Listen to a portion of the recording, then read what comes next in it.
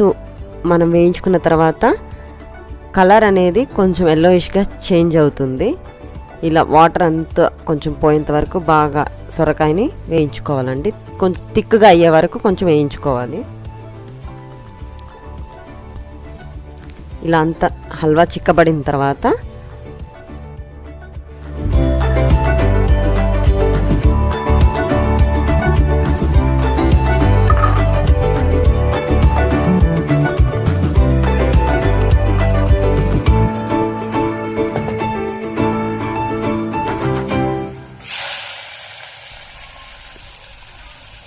ఇప్పుడు దీన్ని ఒకసారి ఇలా కలబెట్టుకొని కప్లోకి సర్వ్ చేసుకుందాం.